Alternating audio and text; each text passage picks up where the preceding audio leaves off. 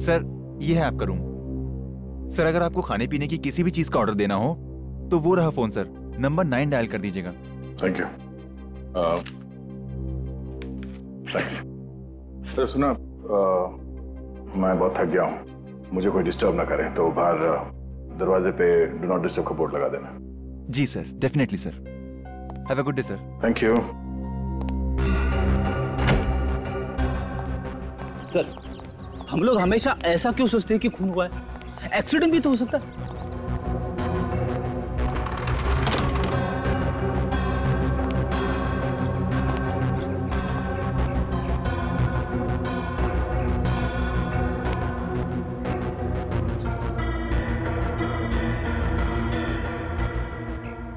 हमारे आने से पहले यहाँ की पुलिस भी तो 8-9 दफा छानबीन कर चुकी है ना। सब लोगों ने कूद के आत्महत्या की है, यही एक जगह मिली आत्महत्या करने के लिए।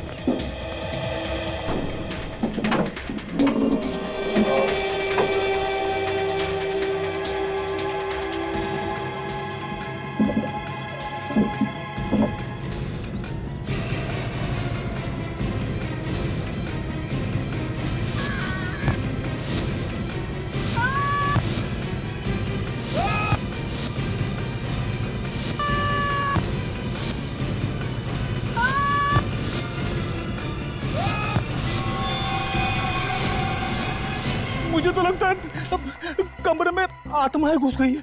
फिर भाई सर आत्मा कहती है कुछ जा, आदमी कुछ जाता है। फ्रेडी, अगर मैं थोड़ी देर तुम्हारे साथ और रहा ना, मैं खुद आत्मा बन जाऊंगा। दया, ये क्या कर रहा है? अरे दया, नीचे हटो। दया, दया, नीचे हटो, नीचे हटो। क्या कर रहे हो? होटल वालों को पता नहीं चलना चाहिए कि हम लोग कौन हैं। जल्दी चलो।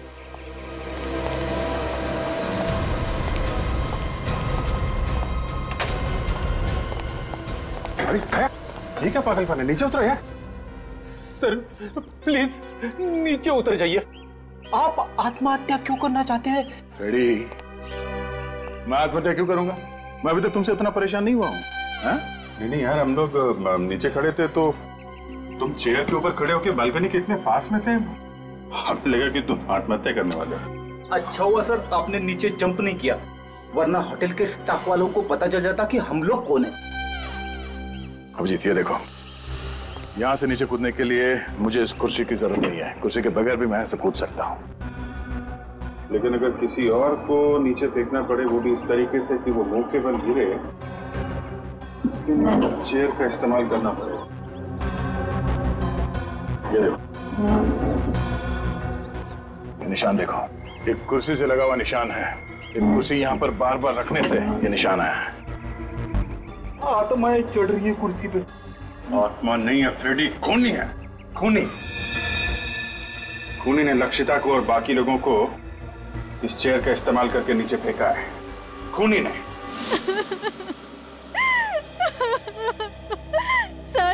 सर प्लीज मेरी मदद कीजिए।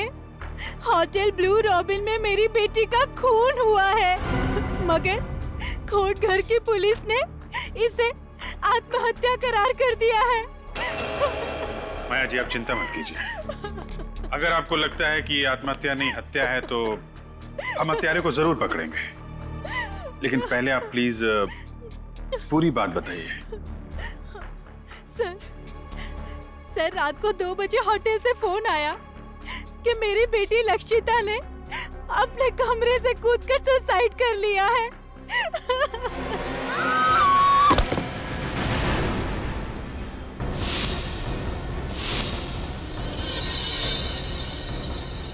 मेरी बेटी ने आत्महत्या नहीं की है, खून हुआ है उसका। देखिए मैम, पोस्टमार्टम की रिपोर्ट के हिसाब से आपकी बेटी का मर्डर नहीं हुआ है, उसने सुसाइड किया है। सुसाइड।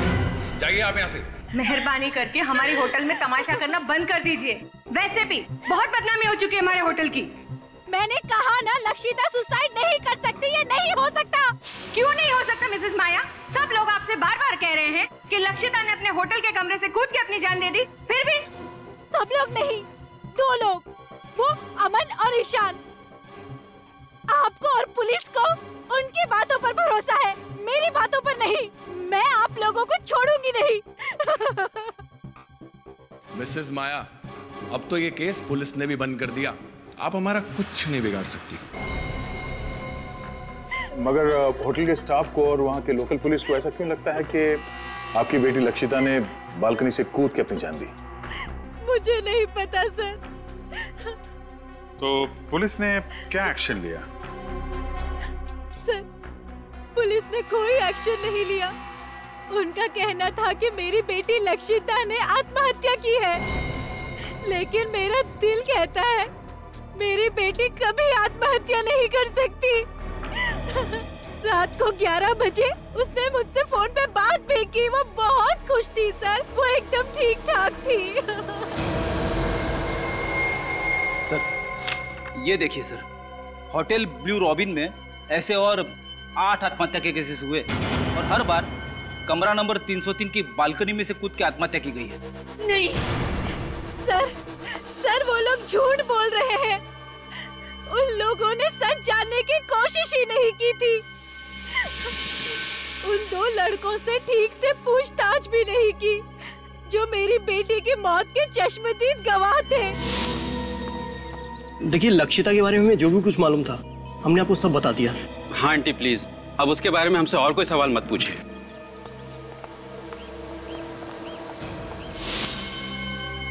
सर, ये रिपोर्ट देख लीजिए।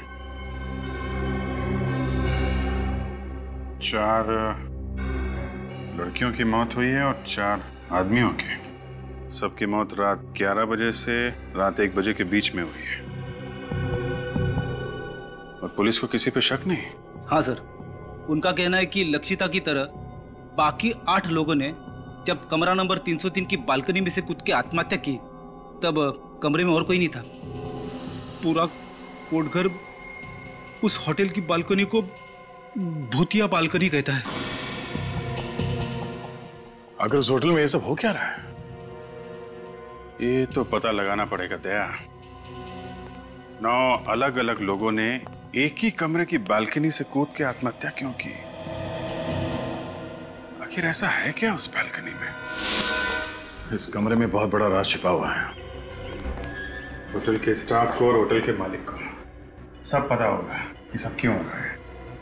जब नीचे रिसेप्शन में मैंने यही कमरा मांगा तो होटल का मालिक रेयांश और बाकी के स्टाफ मेंबर्स का चेहरा एकदम फीका पड़ गया था। हम लोग यहाँ करीब 1 हफ्ते रहेंगे। हमने यहाँ पास वाले केंद्र में औरतों की सुरक्षा और शिक्षा के लिए एक अभियान का आयोजन किया है। बहुत अच्छा काम कर रहे हैं आप लोग। हाँ वो तो है। आप मेरा नाम रेयांश है, मैं इस होटल का मालिक हूँ और ये मेरे मैनेजर हैं समर्थ। ये पर्सनली आपकी जरूरतों का ध्यान रखेंगे और आपको यहाँ कोई प्रॉब्लम नहीं होगी। सर, पीछे वाली विंग में आप लोगों के लिए रूम्स रेडी कर दिए गए। पीछे वाली विंग में एक दुविधा है। हम चाहते हैं कि पीछे वाले विंग में नहीं बल्कि आगे वाले विंग में कमरा मिल जाए तो। आगे वाले विंग में? हाँ, और अभी टॉप फ्लोर हो तो और भी बेहतर। टॉप फ्लोर सर, वो एक्चुअली वो तो सकता है, लेकिन कोई दिक्कत है तो कोई बात नहीं, परितोष हम कहीं और होटल में चेक इन कर लेते हैं। नहीं नहीं सुदर्शन जी, दूसरे होटल में क्यों जाएंगे? ये है ना मालिक जी, रेयांश जी, आप देखिए ना, इनके पसंद का कमरा दीजिए ना इनको। ठीक है, बस तो प्रॉब्लम क्या है? आप हमें कमरा दिखा दीजिए, जो पसंदीदा कमरा है वो हम चुन लेंगे। ठीक है सर। सर 1 मिनट, कुछ सर अब क्या करें? देखो 1 लाख का सवाल है, ठीक है ना, और पैसे की वैसे ही बहुत जरूरत है हमें इस टाइम पे।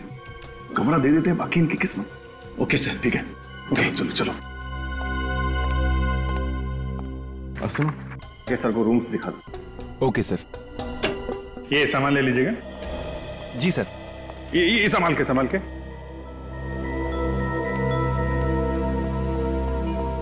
जिस कमरे से आत्महत्याएं हो रही हैं उसके बगल वाला भी कमरा चेक करना पड़ेगा। रेडी? देखिए नीचे का कॉरिडोर चेक कर लो। पूर्वी,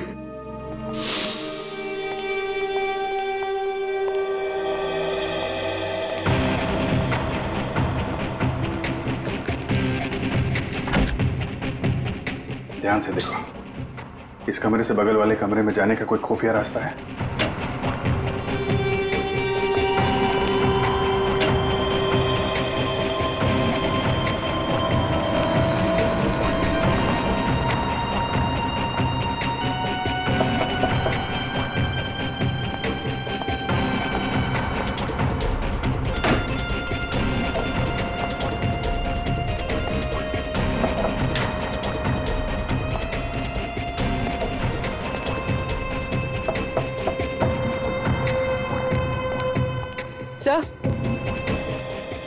सर ऐसा कोई खुफिया रास्ता तो दिखाई नहीं दे रहा।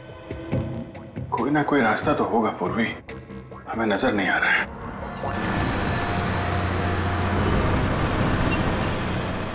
अरे भाई साहब, लोकेश लौकी आप ही हैं? जी साहब, लौकी मैं हूँ। जब होटल रॉबिन ब्लू में लक्षिता ने जान दी थी तो उस वक्त तुम वहाँ मौजूद थे? आप लोग कौन? हम लोग सीआईडी से हैं। हमारे सवालों का सही सही जवाब दो। लक्षिता मैडम ने होटल का कमरा नंबर 303 से कूदकर अपनी जान दी। पुलिस वाले ने यही रिपोर्ट दी, होटल वाला सब जानते हैं। अच्छा ये बताओ, जब लक्षिता की मौत हुई 2 लड़के होटल की लॉबी में अपने दोस्त को ढूंढते हुए आए थे, जानते हो उन 2 लड़के? जी साहब, मैं जो जानता हूँ सब सच सच बताता हूँ साहब। वो दोनों लड़के का नाम अमन और ईशान है। दोनों डीपी बाई कॉलेज में पढ़ते हैं साहब। ये डीपी बाई कॉलेज कहाँ है? ये 10 नंबर रोड पर है। तुम इन दोनों को जानते कैसे? वो दोनों होटल के कॉफी शॉप में अक्सर कॉफी पीना आया करते थे। उस दिन वो लोग ने शराब भी पिया था और लक्षिता मैडम के साथ कुछ अनबन भी हुई थी। ठीक है, सीआईडी तुमसे पूछताछ करने आई थी, ये बात अपने तक ही रखना, समझ गए? एक्सक्यूज मी, आप यहाँ पे ईशान और अमन कहाँ बैठे हो? तुम्हारा दिमाग खराब हो गया ईशान? अरे ऐसे कैसे कोर्ट घर छोड़ के चले जाएं? एक्सक्यूज मी, यहाँ पे ईशान और उसका दोस्त बैठे हैं? पता नहीं। सच सच बताओ, मुझसे क्या छुपा रहे हो तुम? अमन, मैं तुमसे कुछ भी नहीं छुपा रहा हूँ। जो कुछ भी हुआ हमारे सामने हुआ। हमारे सामने से विकी होटल से गायब हो गया। ईशान और अमन कहीं बैठे हैं क्या? इसका मतलब समझते हो तुम? मैं तो समझता हूँ, पर शायद तुम नहीं समझते हो कि ये बात कितनी सीरियस है। कल से खुद चुप चुप बैठे हुए हो, मुझे भी चुप रहने को कह रहे हो। एक्सक्यूज मी, ये ईशान और अमन कहीं बैठे हैं क्या यहाँ पे आसपास? जी वहाँ पर। वो सामने उस टेबल पर? जी। उसके माँ बाप को फोन करने से मना कर रहे हो, पुलिस में रिपोर्ट लिखाने को मना कर रहे हो, क्यों? क्योंकि मैं जो भी कुछ कर रहा हूँ हमारी भलाई के लिए कर रहा हूँ, भलाई के लिए। समझ रहे हो कि तुम? बिलीव करो मुझ पे। क्या बिलीव करूँ मैं तुम पर? देख, आखिरी बार तूने ही विकी को होटल में देखा था ना? कहीं ऐसा तो नहीं कि तुमने ही विकी को? तुम मुझ पे शक कर रहे हो? वैसे शक तो हमें तुम दोनों पे ही है। आप लोग कौन है? हम लोग सीआईडी से, और ये जानना चाहते हैं कि विकी के गायब होने की बात तुमने पुलिस से छुपाई क्यों? सर मुझे कुछ नहीं पता सर। मैं और अमन उस वक्त विकी का इंतजार करते रहे और जब वो नहीं आया तो हम लोग घर चले गए। ईशान सर विकी के पीछे पीछे होटल के कमरे तक गया था। वैसे किसे क्या डायलॉग बोलना है तुम लोग ने रिहर्स नहीं किया?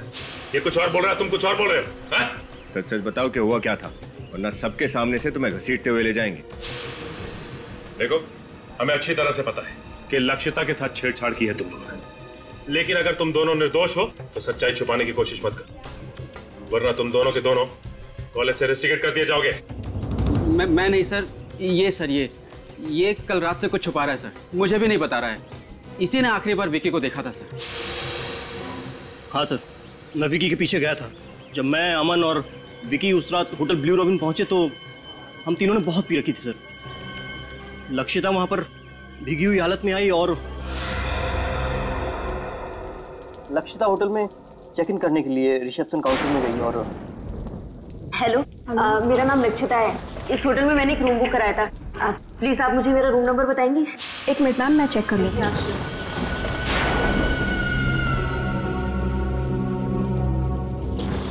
सॉरी मैम, हम वो रूम आपको नहीं दे सकते। मैंने आपके होटल में रूम बुक कराया था। प्लीज आप फिर से देखिए। मैम उस रूम में काम चल रहा है। आपके होटल में कुछ भी काम चल रहा हो, ये मेरी प्रॉब्लम नहीं है। आपके होटल में मैंने रूम बुक कराया था और इसके लिए मैंने आपको एडवांस भी दिया था। अब मुझे मेरा रूम चाहिए बस। मैम आप यहाँ लॉबी में ही वेट कर लीजिए, सुबह तो कोई ना कोई रूम खाली हो जाएगा। क्या? यहाँ इस भीगी हुई हालत में इनके साथ? इन्होंने तो शराब पी रखी है। इनके साथ मैं सुबह तक इस लॉबी में बैठने वाली नहीं हूँ। कैसे कैसे लोगों को आप अपने होटल में आने देते हैं? देखिए सर, आप कैसे कर रहे हैं अपने क्लाइंट के साथ? मैंने ऑलरेडी एक रूम बुक कराया था और आप बोल रहे हैं उसमें रिपेयरिंग का काम है। मैम मेरा नाम समर्थ है, मैं इस होटल का मैनेजर हूँ। क्या प्रॉब्लम है? सर मिस लक्षिता को जिस विंग में रूम दिया था उस विंग में काम चल रहा है। ओह, तो दूसरी विंग में कोई रूम खाली? विंग बी में एक रूम है पर वो सुबह खाली होगा, तब तक इन्हें यही लॉबी में वेट करना होगा। वो मैं हरगिज करने वाली नहीं हूँ। अगर आप लोगों को प्रॉब्लम थी तो आपको मेरी बुकिंग एक्सेप्ट ही नहीं करनी चाहिए थी। Relax ma'am. मैम ओफो, शहर में मैं किसी को नहीं जानती हूँ। सर वो ए विंग में 3rd फ्लोर पे वो रूम था ना, क्या नंबर था उसका? तो ठीक है ना, आप वो रूम मुझे दे दीजिए प्लीज सर। प्लीज सर थोड़ा सा जल्दी कर दीजिए, मैं ऑलरेडी पूरी भीगी हुई हूँ। एक काम करो, बेल बॉय को कॉल करो और मैं एक बार सामान रूम में शिफ्ट करवाओ, जब तक अब ये फॉर्मेलिटीज कंप्लीट या कर श्योर श्योर श्योर।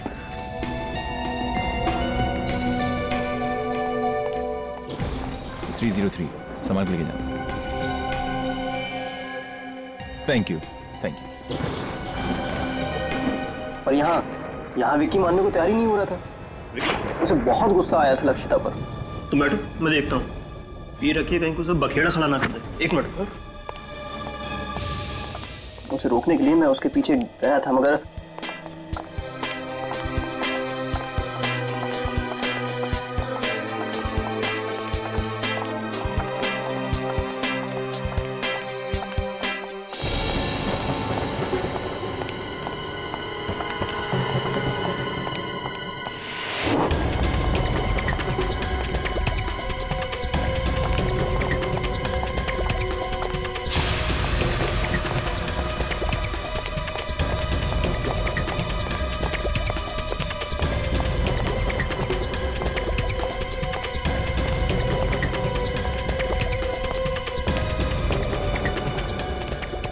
जब मैंने विक्की को रूम नंबर 303 की तरफ जाते हुए देखा तो मैं घबरा गया सर, क्योंकि वो रूम तो लक्षिता को दिया गया था। नशे में विक्की का गुस्सा काबू में नहीं रहता। मुझे डर था कि कहीं वो लक्षिता को कुछ कर ना दे।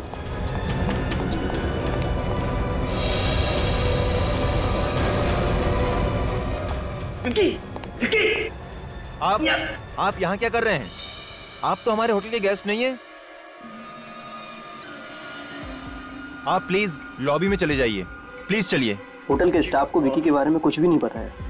बस मन में प्रार्थना करने लगा कि विक्की लक्षिता पर हाथ ना उठाए, और चुपचाप वापस लॉबी में आ गया। चलो, बहुत देर हो गया। कहाँ रह गया यार ये? 3 घंटे बीत गए सर। फिर भी जब विक्की वापस नहीं आया तो अमन और मैं होटल से चले गए। और क्या करते सर, बारिश भी रुक गई थी। अब होटल लॉबी में बैठने का कोई भी बहाना नहीं था हमारे पास। जिस लड़की से कुछ देर पहले हम लोग झगड़ रहे थे, उसे हमारे सामने दम तोड़ते हुए देखकर हम लोग बौखला गए। डर के मारे हमने ऊपर रूम की तरफ नहीं देखा। समर साहब, समर साहब, जल्दी आइए। समर साहब, देखिए। Oh my God.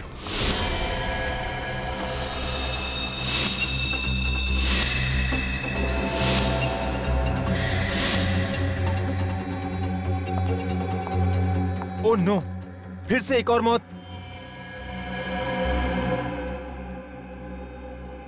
Miss Lakshita. 303 sir, Riyansh sir को इन्फॉर्म करना होगा। हाँ, रियांश सर को फोन करके उठाओ। और तुम लक्षिता के रूम में जाकर चेक करो, इसका सेल फोन होगा, उसमें इसके घर वालों का फोन नंबर होगा, और इस हादसे के बारे में इसके घर वालों को इन्फॉर्म करो। रूम नंबर 303 की 9वीं दुर्घटना है, फिर से पुलिस को बुलाना पड़ेगा। और उसके बाद अगले दिन हम फिर से विकी को ढूंढने होटल में गए थे सर, लेकिन पुलिस वहां पहले से पूछताछ कर रही थी और तब तक भी विकी का कुछ पता नहीं चला था। और तुम दोनों अब तक चुप रहे। हाँ? हो सकता है कि लक्षिता की मौत की वजह विकी हो।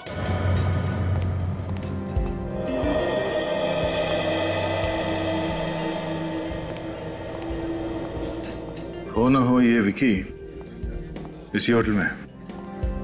अगर ऐसा है तो होटल के स्टाफ ने कहीं ना कहीं कभी ना कभी तो विक्की को देखा ही होगा ना। अगर ये विक्की मिल गया तो सारी कहानी का पता चल जाएगा। ये भी तो हो सकता है दया, लक्षिता के साथ जो कुछ हुआ हो विक्की ने देख लिया।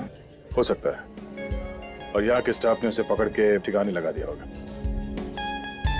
चुप, सुन, हमें विक्की को ढूंढना है और हम पर किसी को शक नहीं होना चाहिए, समझे सर?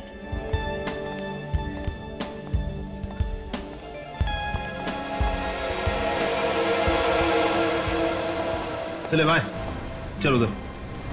क्यों रे फेंको? हाँ, बहुत ऊंचा ऊंचा फेंक रहा था ना। क्या हुआ? पैसे का क्या हुआ?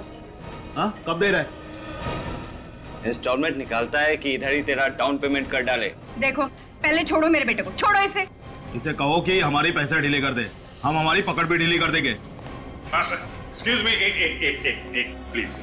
रेयांश से आपको जो भी प्रॉब्लम है, लेकिन ये कोई तरीका नहीं है शरीफ आदमी से इस तरीके से बात करने का। शरीफ, बहुत देख ली इसकी शराफत। देखिए माँ जी, अपने बेटे को कहिए कि हमारे पैसे जल्दी से जल्दी चुका दे, वरना इस जगह को ताला लगने में थोड़ा भी टाइम नहीं लगेगा, समझा? चले छोड़ो।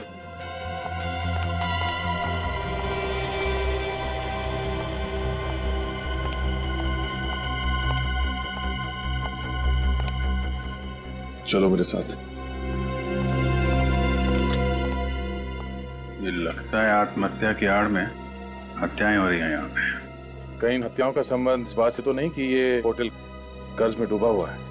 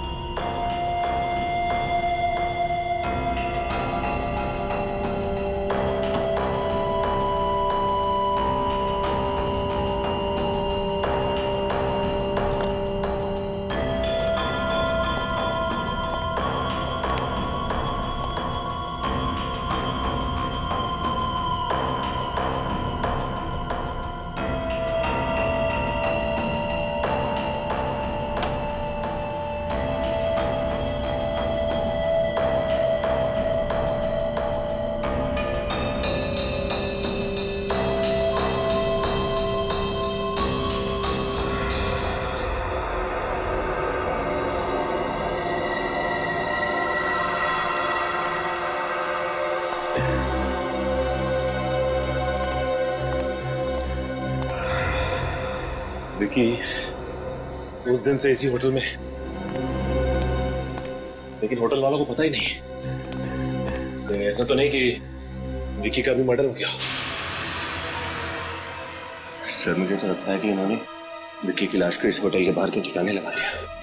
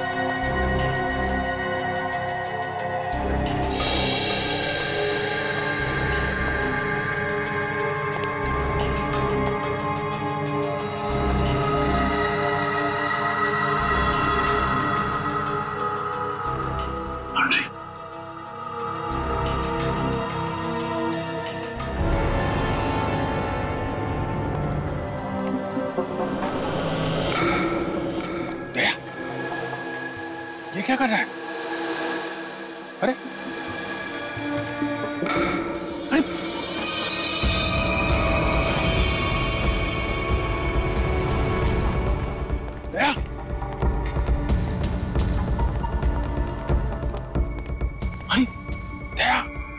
क्या कर रहे हो? यह सर। अरे क्या कर रहा है ये? दया, क्या कर रहे हो?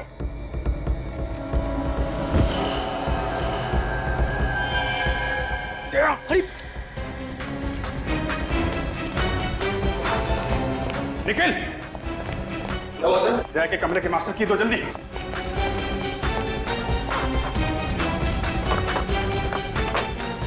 दया, ये क्या कर रहे हो? दया, जल्दी, दया, इसको लेटो इधर जल्दी। दया, संभल के। सर, सर, सर, डॉक्टर को बुलाओ जल्दी। दया, क्या हुआ है? सर लगता है सर को कोई नशीली दवा दी गई है। मगर वो आदमी अंदर आया कहां से? खूनी दरिंदे नहीं, वो सारे के सारे कुल्हाड़ी लेके मुझे मारने आ रहे हैं। नहीं, और वो औरत, उससे कहो कैसे चीखे नहीं। मैं पागल हो जाऊंगा।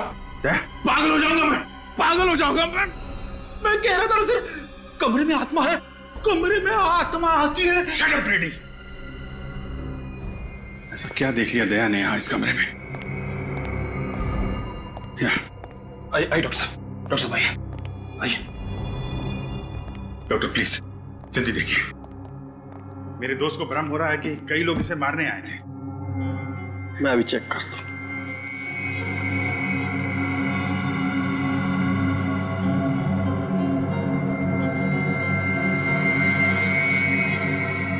लगता है इन्हें कोई नशीली दवा दी गई है, लेकिन आप लोग चिंता मत कीजिए, मैं एक इंजेक्शन दे देता हूँ, थोड़ी देर में बिल्कुल नॉर्मल हो जाएगा।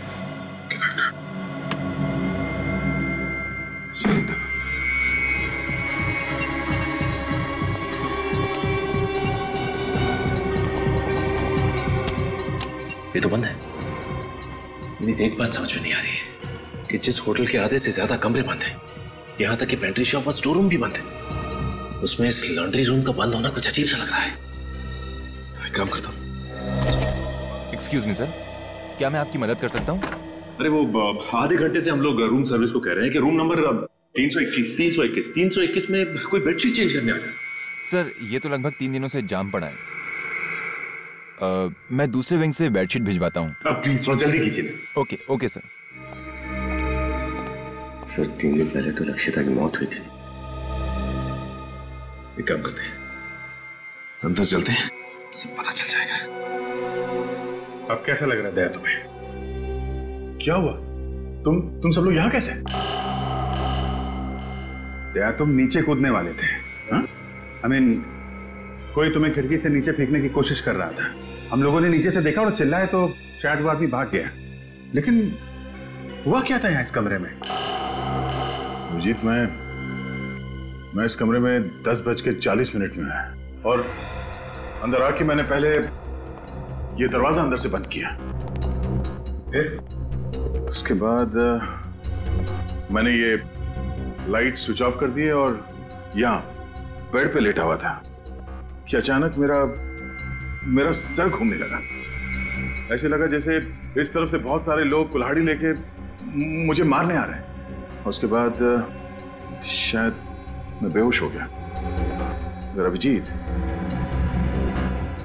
अगर मैं बेहोश था तो खुद अपने आप उस चेयर पे नहीं चढ़ सकता था। इसका मतलब है कोई और यहां इस कमरे में आया था। आधे, मगर निखिल बाहर पहरे पे था तो आदमी अंदर आया कैसे? और हमारे आने से पहले वो भागा कहां से? दरवाजा तो अंदर से बंद था।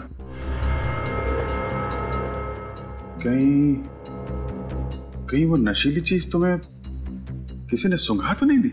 मगर कमरे में तो मैंने किसी भी चीज को नहीं सूंघा था। एक सेकंड, ये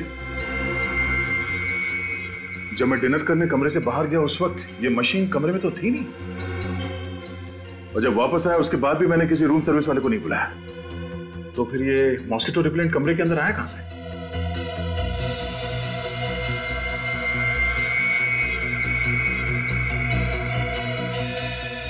तो इसमें है वो नशीली दवाई,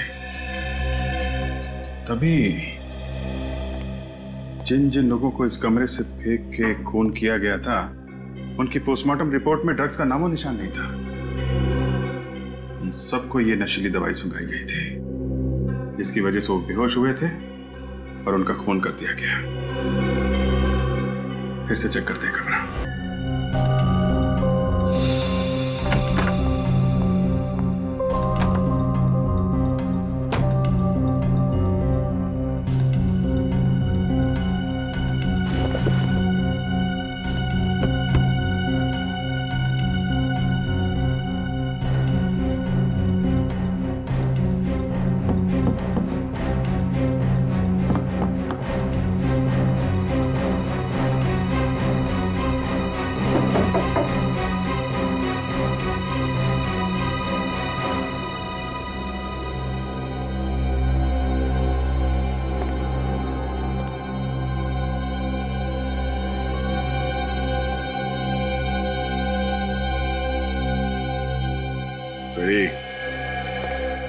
ये देखो प्रोजेक्टर, इसमें है तुम्हारी वो आत्मा।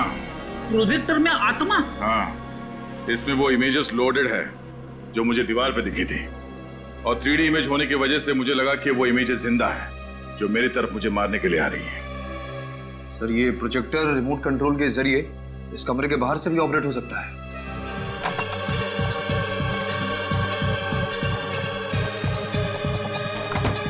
बहुत बदबू आ रही है, शायद इधर से।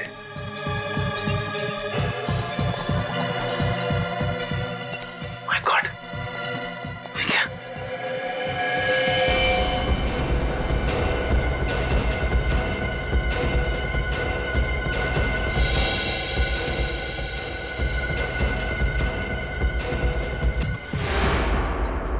चाकू लगा ऐसे?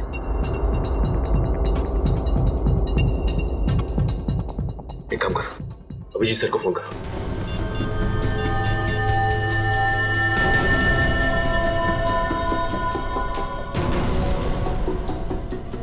विकी,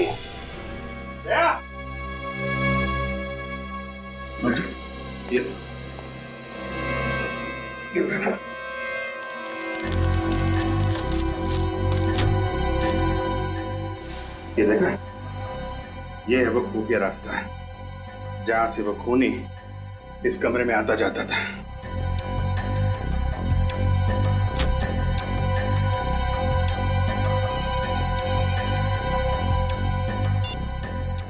मिनट। अच्छा, रुको वहीं पे, विकी की लाश मिली है। निखिल, होटल के मालिक और मैनेजर को लॉन्ड्री रूम में बुलाओ।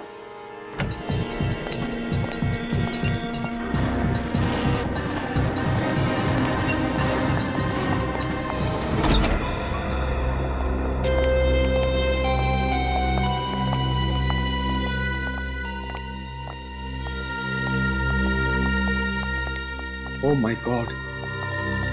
अरे कोई पुलिस को बुलाओ यार। रिलैक्स मिस्टर रेयांश, सीआईडी की पूरी टीम है यहाँ पे। सीआईडी? लेकिन आप लोग तो... देखिए, हम लोग ना तो एनजीओ से हैं, ना ही मेरा नाम परितोष है। हम सब लोग सीआईडी से हैं। मगर आप सबने हमसे अपनी पहचान क्यों छुपाई? रूम नंबर 303 में लक्षिता और बाकी के 9 लोगों की मौत हुई है। उसी की तहकीकात करने के लिए हमें अपनी पहचान छुपानी पड़ी, और वो खून कैसे हो रहे हैं इसका पता लगा लिया हमने। सर, गले पे उंगलियों के निशान है सर, ग्रीस लगा हुआ है। सर, इस ग्रीस की वजह से खूनी के फिंगरप्रिंट्स, ये देखिए, इसके गले पे साफ दिखाई दे रहा है। मतलब जब इस विकी का खून हुआ तब खूनी के हाथ में ग्रीस लगा हुआ था। हो सकता है आने से पहले उसकी कार खराब हो गई हो और उसने खुद ही कार रिपेयर करने की कोशिश की हो। क्या उस रात आप में से किसी की या किसी होटल गेस्ट की गाड़ी खराब हुई थी? देखिए, चुप रहने से कोई फायदा नहीं है। खूनी की उंगलियों के निशान विक्की के गर्दन पे छप चुके हैं। आप सबके फिंगरप्रिंट से मैच करके देख सकते हैं हम लोग, समझे आप? सर, कल तो मेरी गाड़ी खराब हुई थी, लेकिन वो मैंने नहीं, केतन ने रिपेयर की थी। सर, केतन ही तो इस रूम का इंचार्ज है और पिछले 2-3 दिनों से इस रूम के लॉक की रिपेयर की बात को टाल रहा था। बुलाओ इस केतन। बुलाओ केतन। तो वो तो होटल में नहीं है। अच्छा, तो फरार होने की तैयारी में होगा ये। लेकिन सर कोटगढ़ में तो ना ही कोई एयरपोर्ट है और ना ही कोई रेलवे स्टेशन। बस स्टैंड तो है। हाँ सर, बस स्टैंड तो है, लेकिन उससे इस टाइम कोई बस नहीं मिलेगी, क्योंकि कोटगढ़ से सबसे पहली बस सुबह 9:30 बजे ही निकलती है। सुबह 9:30 बजे? और सुबह होने में ज्यादा देर है नहीं।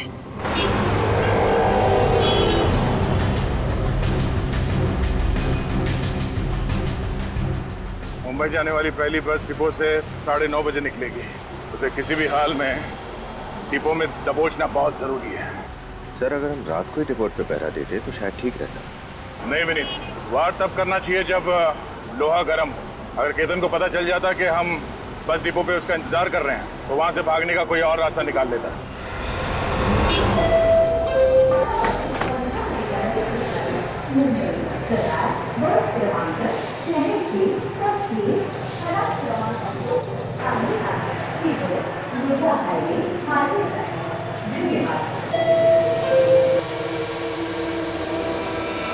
तुम और यहाँ?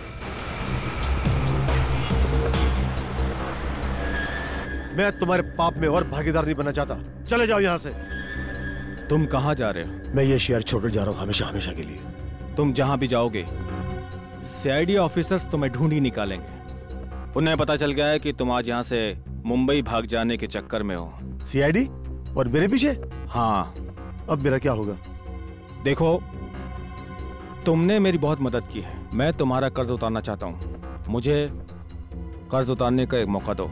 मैं तुम्हारी भलाई के लिए कह रहा हूँ, ज्यादा सोचने की जरूरत नहीं। मेरे साथ चलो। कम ऑन, चलो मेरे साथ।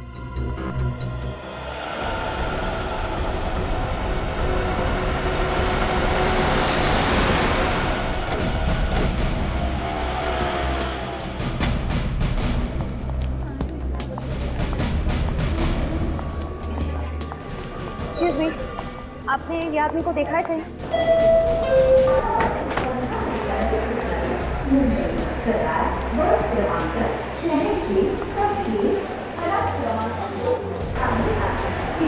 इसे देखा है आपने कहीं? इसको देखा है आपने कहीं?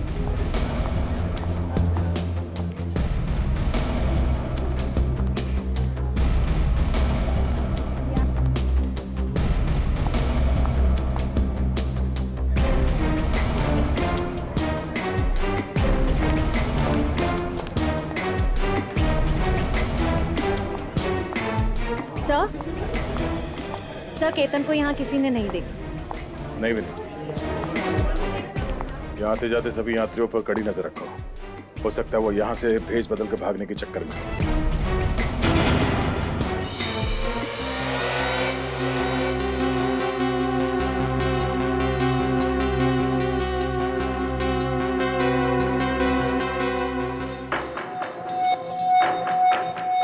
तो मुझे कहाँ ले जा रहे हो? आखिर यहाँ से बचकर भागने का प्लान क्या तुम्हारा? मौत। मौत? किसकी मौत? तुम्हारी मौत। आखिर ऐसे कब तक भागते रहोगे? मैं तुम्हारी इस दौड़ को ही खत्म कर देता हूँ। हर क्राइम में तुम मेरे साथ रहे हो। तुम मेरे सच्चे साथी हो। तुमसे बिछड़ने का मुझे बहुत दुख होगा। मतलब ये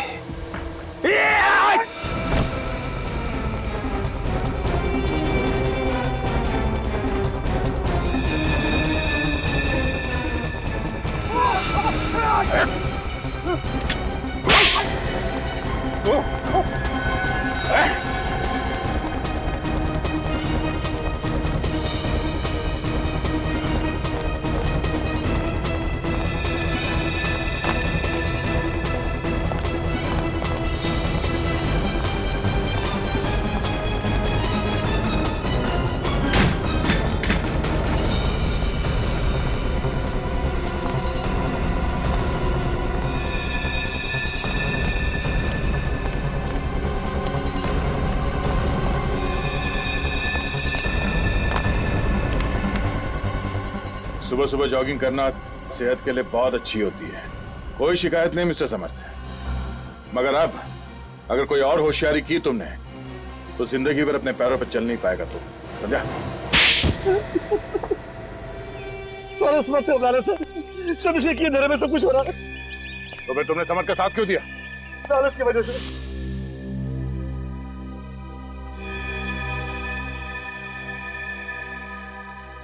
इसने मुझे 10% का पार्टनर बनाने का वादा किया था। मिस्टर समर, तुम तो होटल ब्लू रॉबिन के मैनेजर थे, हाँ? होटल की सारी जिम्मेदारी तुम्हारी थी, तो फिर तुमने ये सब क्यों किया? सच तो यह है कि होटल ब्लू रॉबिन मेरा है, मैं उस होटल का असली मालिक हूँ। क्या? हाँ, रेयांश के पिताजी ने मेरे पिताजी के साथ बेईमानी करके वो होटल अपने नाम पर करवा लिया था, और मैं जानता था कि वो होटल कभी भी मुझे नहीं मिलेगा, लेकिन मैं अपना बदला तो ले सकता था। इसीलिए मैनेजर बनकर तुम उसी होटल में नौकरी कर रहे थे? हाँ, होटल का मालिक एक मामूली सा नौकर बन गया था। ये सब करके तुम चाहते क्या थे? मैं चाहता था कि वो होटल बंद हो जाए। जैसे वो होटल मुझसे छीना गया है, वैसे ही रेयांश और उसके परिवार से भी छीना जाए। अब वही होगा। 10 मौत हुई है वहां, 10। अब रेयांश और उसका परिवार वैसे भी कर्जे में डूबा हुआ है, और वो कर्जा चुकाने के लिए अब उस होटल का कब्जा बहुत जल्दी उन्हें छोड़ना पड़ेगा। और विक्की, उसे क्यों मारा तुमने? विक्की हमारा राज जान गया था। मैं उसे मारना नहीं चाहता था, पर किसी गवाह को जिंदा भी नहीं छोड़ सकता था। मुझे तुम पर तरस भी आ रहा है और गुस्सा भी। रेयांश के पिताजी ने तुम्हारा हक छीन लिया, गलत किया, मगर तुम्हें भी कोई हक नहीं है कि अपना बदला लेने के लिए 11 बेकसूर लोगों की हत्या कर दो। बस अपने आखिरी दिन गिनने शुरू कर दो, तुम्हें तो फांसी होके ही रहेगी।